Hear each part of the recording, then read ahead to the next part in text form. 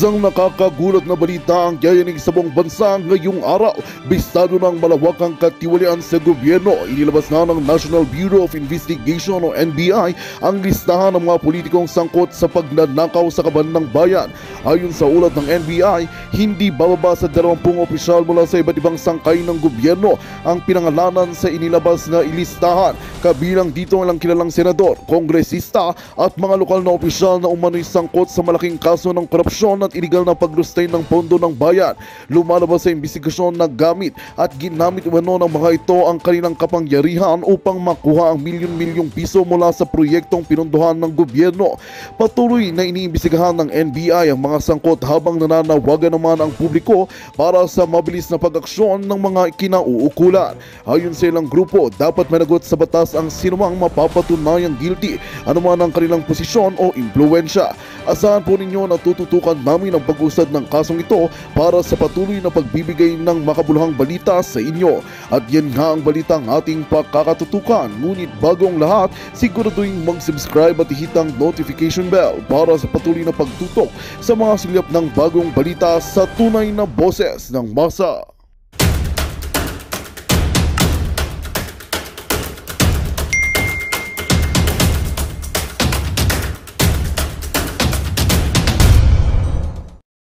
At yung mga dating mahilig mag-rally, na galit sa gobyerno. At yung iba, lalong-lalo na, kahit sa kamara nagagalit. Papansin nyo ba? Ha? Wag na tayong maglokohan.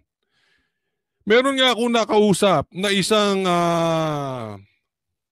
kilalang apelyido na personalidad dito sa bansang Pilipinas. Sabi niya, Coach Oli, hindi ka ba nagtataka? Bakit walang pumapalag sa kamera ngayon? Di ba? Kasi busog sila eh. O, kayo sumagot. Masaya sila. Marami silang natatanggap na proyekto, etc., etc. May budget po kasi may ayuda, etc. Marami. Yan ang sinasabi sa akin, ha? Di ba obvious? Walang nagrarally patungkol laban sa pamahalaan. Nung panahon ni PRRD, kaliwat kanan ang mga reklamo ng mga makakaliwa. Kaliwat kanan ang reklamo ng mga komunista.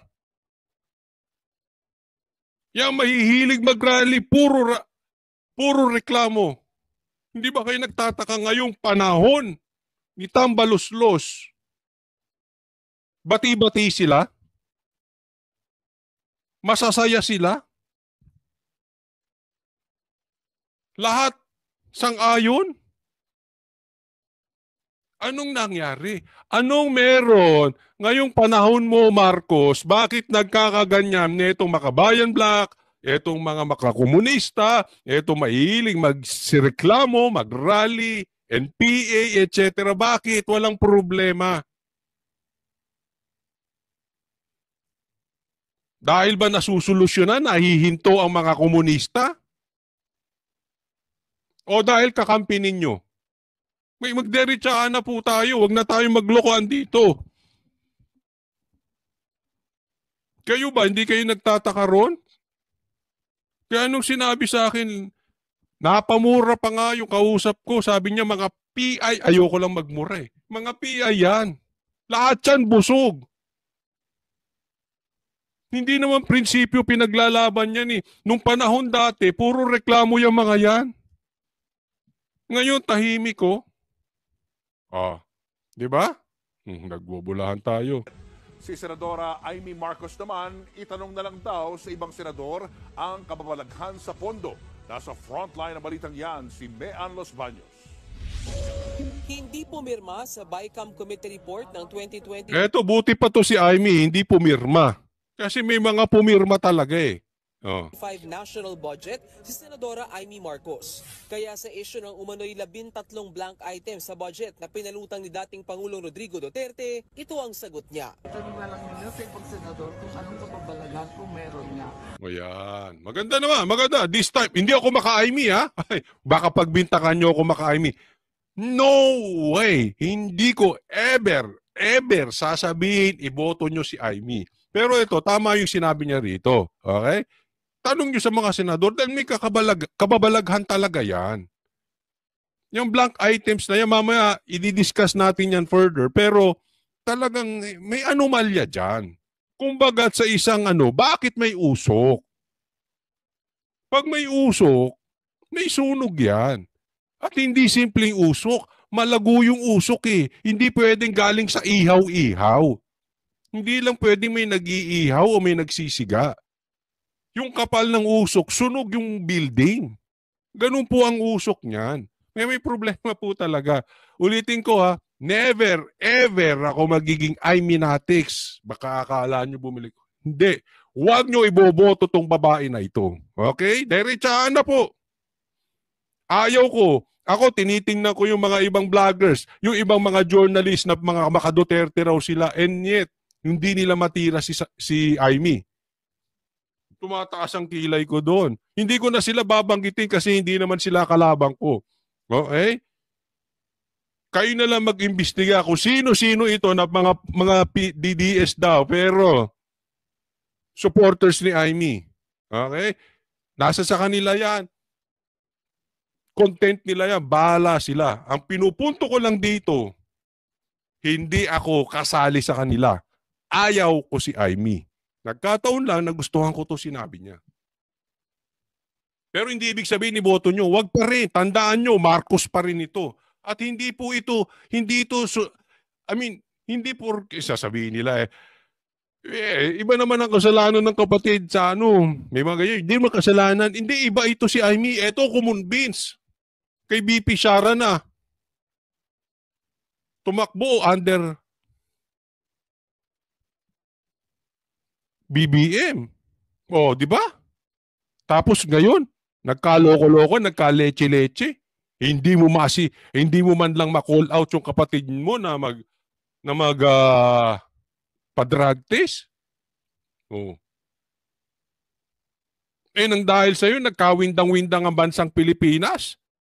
Ayos na si BP Sara tumakbo Inano-ano nyo pa Kinumbins nyo pa Tapos ngayon, papalabasin mo kontra ka sa kapatid mo. Pero wala namang malinaw na deklarasyon na call out coming from you. Oh. Nililiwanag ko lang.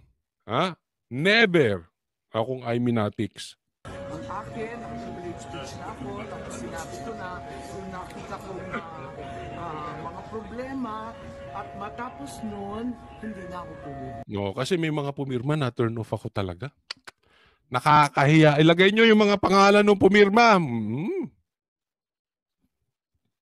Pati dun sa ayuda na budget. Kontra-kontra pa. Pinirmahan din nyo naman ng ibang mga senador. Plastic kayo. Kayo mga pumirma, plastic kayo. Si Gabriela Party List Representative Ardeen Brosas naman, hindi naniniwala na may mga blankong halaga sa budget. Gaya ng reaksyon. Ano naman papaniwalaan yan si Brosas? Di ang papaniwalaan yan, yung mga kumakalaban sa mga komunista at NPA, masamang tao. Sino ba pinapaniwalaan ng mga yan? Ni Pangulong Bongbong Marcos, sinabi ni Brosas na hindi aabot sa ratifikasyon at pirmahan bilang batas ang pambansang pondo kung may blankong items. I don't think so. Dapat pinag-uusapan yon. Dapat walang blanco, di ba? Kasi ganito. Okay? Magkakaalaman kung sino nagsasabi sa inyo ng totoo. Di ba? Sige nga, kaya nyo ba ang kontrahin? Ba't hindi nyo ngayon makakontra ang administrasyong Marcos? Wala ba silang maling ginagawa? Talagang galit lang kayo sa Duterte. Huwag na tayong derechahan dito kay Coach Oli. Yung mga klase mong tao, kahit anong gawin ng Duterte, galit kayo. Instead na pinagtatanggol nyo yung biktima ng mga adik, doon kayo sa adik nagtatanggol. Imbis na pinagtatanggol ninyo yung mga nakidnap, ang pinagtatanggol nyo yung mga kidnapper. Kaya imbis na pinagtatanggol nyo yung mga naabusong bata, ang pinagtatanggol nyo yung mga child abuser. Diretsuhan na ba? Yun naman yung controversial yan ngayon. But anyway, we will look into it, pag-aralan din namin sa Makabayan kung ano yung mga ito na binabanggit. Yan kaya sabi ko sa inyo eh. O sabi mo, you will look into it. Hamon ko sa inyo. Ha? Ito, maliwanag, hamon ko sa inyo. Ang dami niyong iniimbestigahan. Tapos, kinokontra nyo ang sinabi ni PRRD. Ipatawag nyo si PRRD ang iimbestigahan yung tungkol dyan sa blank items na yan. Sabihin ninyo, fake news si PRRD. Sige, patawag nyo sa kamera. Nang harap-harap kayo magkaalaman. Nauna ng tinawag na fake news ng Malacanang ang paratang ni Duterte. Depensa ng kampo ng dating Pangulo, legal na opinion lang ito ni Duterte. Nagbabalita mula sa... No, ito, puntahan natin itong next topic para madiinan natin kasi matindi itong usaping ito. Ha? So, didiinan po natin yan.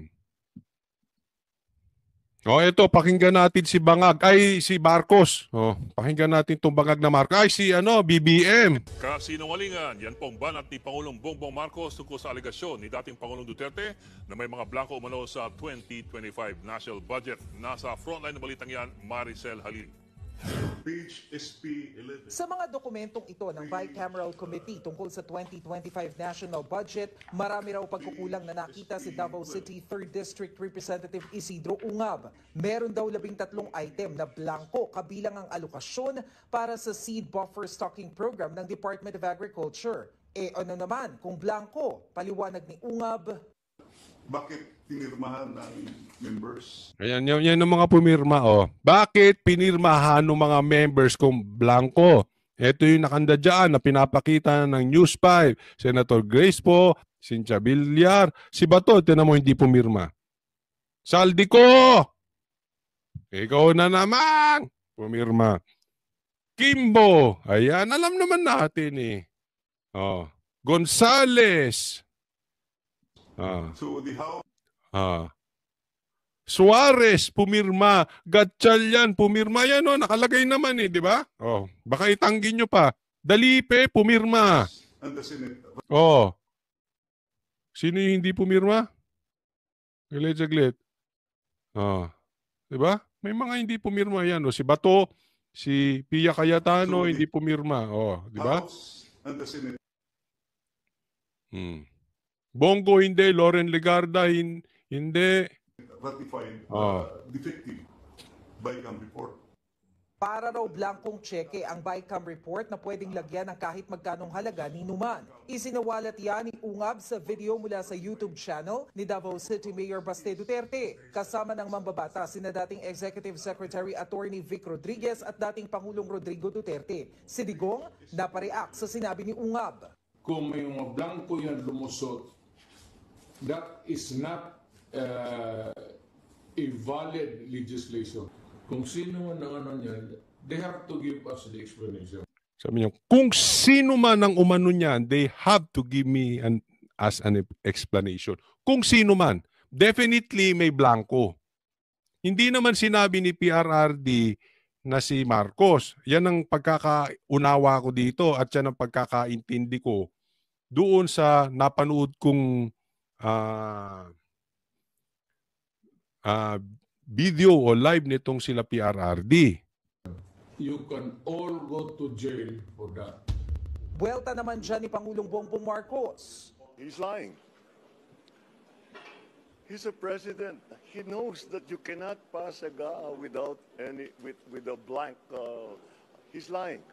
Ayan, teka muna. Doon muna tayo. He is lying. Hindi niya daw pwede magpasa na GAA na walang kasi ito yung na-explain na kanina doon sa aming kahapon, doon sa aming Banateros program sa SMNI.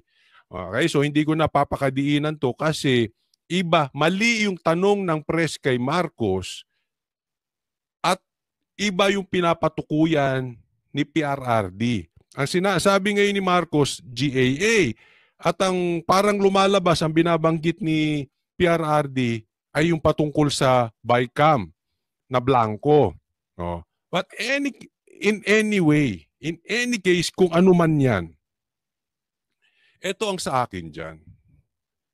May anomalya eh. Ang sabi nga ni PRRD, kung sa opisina ko nangyari yan, may malilintikan. Hindi ko na maalala kung ano yung binanggit niyang ano. Kung babarilin niya, sasampalin niya, sasaksakin niya, hindi ko na maalala yung ginamit niya. Pero sabi niya, ang pagkakaalala ko, may malilintikan o may babarilin niya. Ibig sabihin, may nag-try na mag-hocus-focus, sinubukan makalusot yan. Sinubukan makalusot kung saan man yan.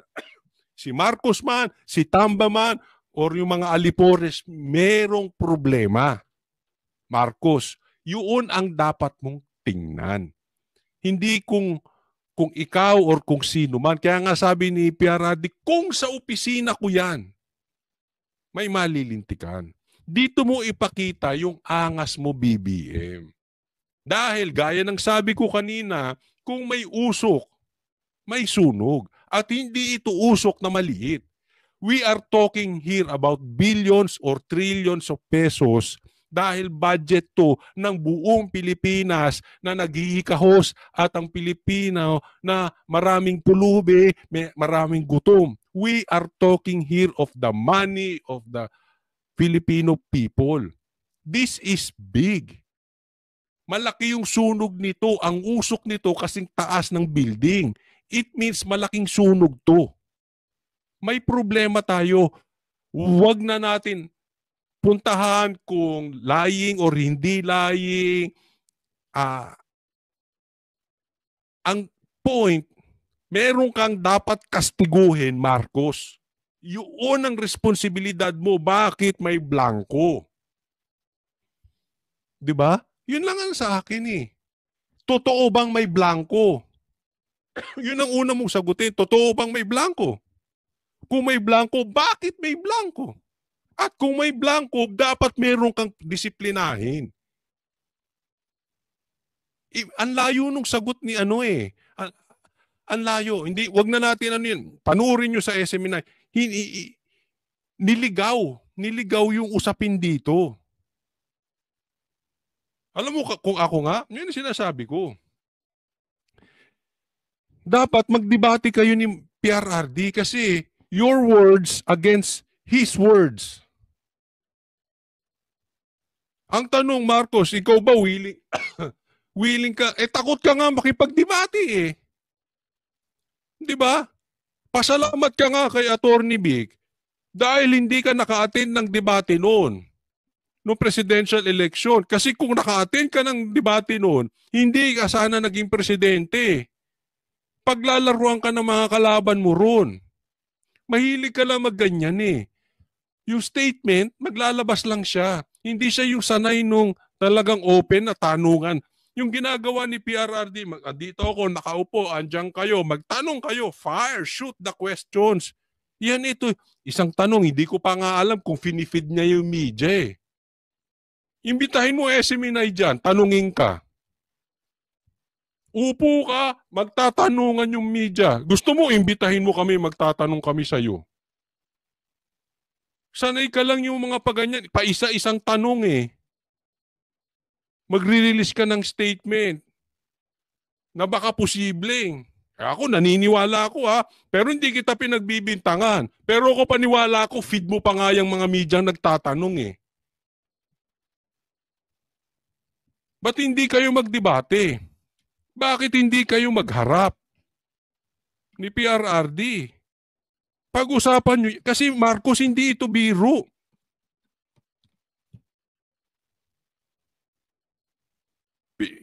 Isipin ninyo, billions yan. O, di ba?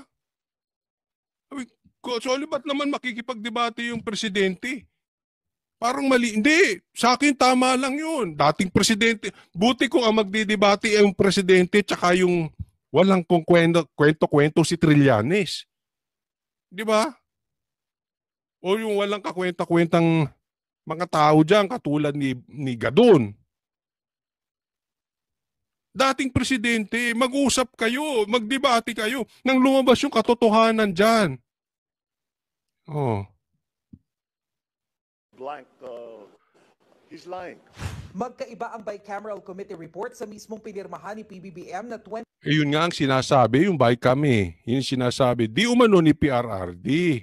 2025 General Appropriations Act o GAA. Sa aktual na GAA, walang blanco.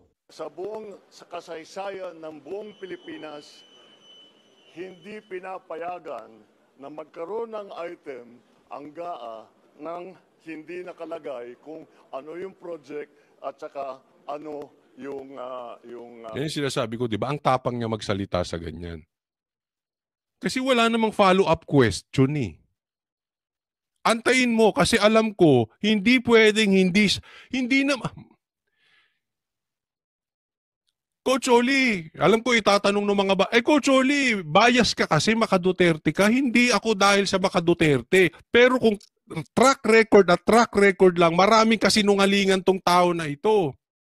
Ano sinabi niya? Walang baril pumasok sa KOJC. Tinatawag mo kaming sinungaling. Kitang-kita kahit si Torre tanungin mo, ilalaglag na kanon, may baril. Sinungaling to si Marcos Diretsahan na natin. Kaya ang sabi ko pag-usapan, I don't think magsisinungaling mag-fake news si PRRD kasama pa si Attorney Vic. Hindi ganun yun. Magpapa-interview sa channel ni Mayor Baste para mag-fake news. That's so un-Duterte. Hindi katangian ng Duterte yun. Para mong sinabi si PRRD, nag-cocaine. Malabo yun. Halimbawa, tanungin ako, sa tingin ninyo, sinong nagko-cocaine? Si PRRD o si BBM? Hindi sa pinagbibintangan kita nagko-cocaine. Pero mas gusto ko ang track record ni PRRD patungkol sa drugs kaysa sa'yo. Yun po ang punto ko rito. I don't think mag-fake news si PRRD. Kaya nga magharap kayo, pag-usapan nyo yan. Ngayon, kung walang problema, o di ayos. Paano kung may problema? Halimbawa lang, ang problema nasa kamera. Anong gagawin mo? Wala lang. Inilihis nyo lang yung usapin.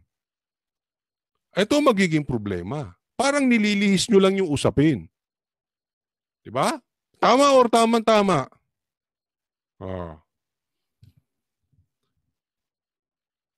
Ang laki nung usapin. Hamon ko nga Ulitin ko. Hamon ko sa Quadcom. Ang laki ng usapin na yan. Budgetan yan. Sabi nyo, fake news si PRRD. Patawag nyo. Patawag nyo sa kamera.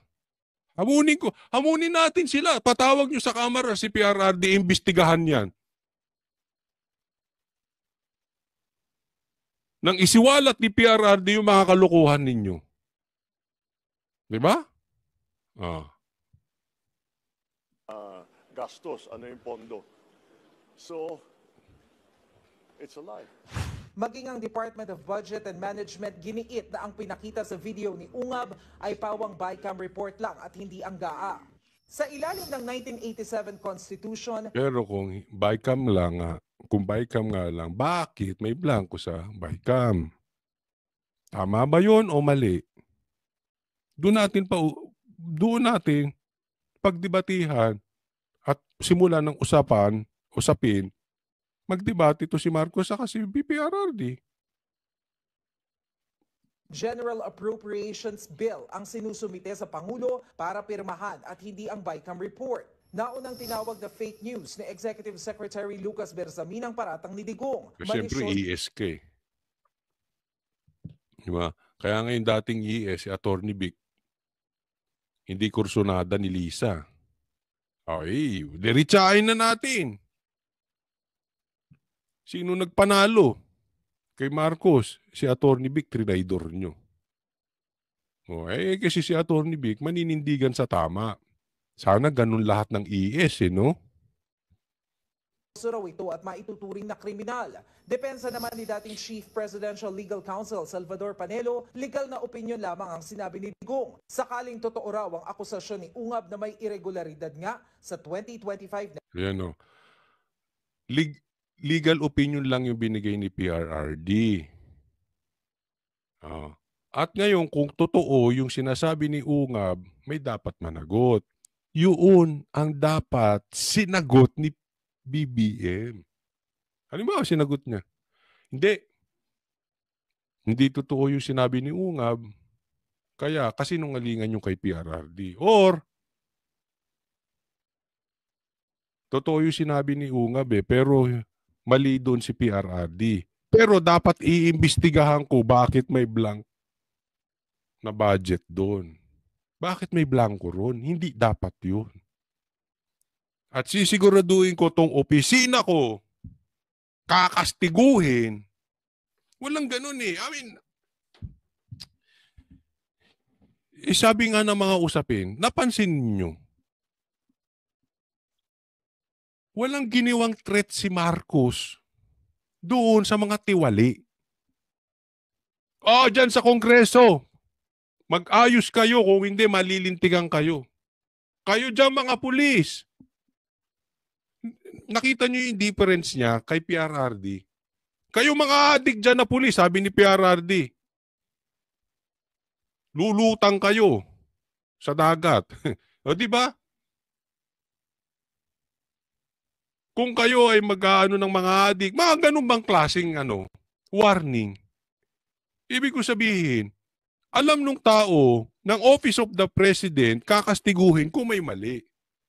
Doon nagkukulang si BBM eh. Yun ang sinasabi natin dito. National budget. Nagbabalita mula sa frontline. Kaya nga ibang-iba. But again, sabi ko nga magde-develop pa tong story na ito. Dahil nung binalita natin to, sabi ko breaking news. And ito, again, it's impossible na hindi sasagot dito si PRRD.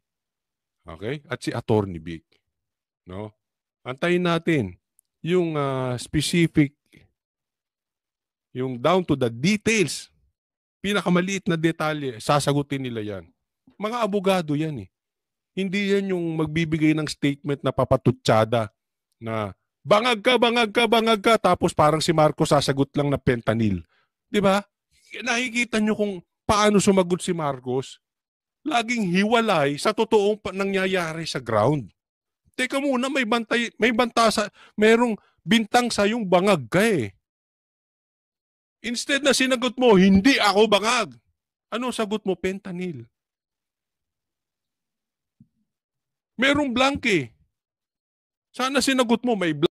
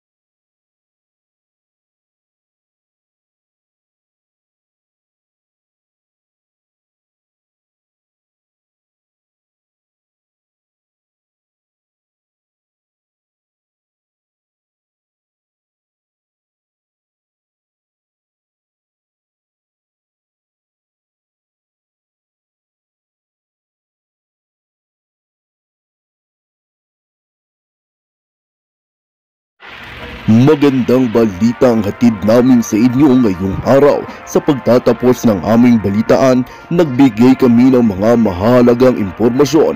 Maraming salamat sa pagtutok at pagsuporta sa aming programa. Huwag kalimutang manatili sa mga susunod na araw para sa mga bagong balita at mga kwento na dapat nating abangan.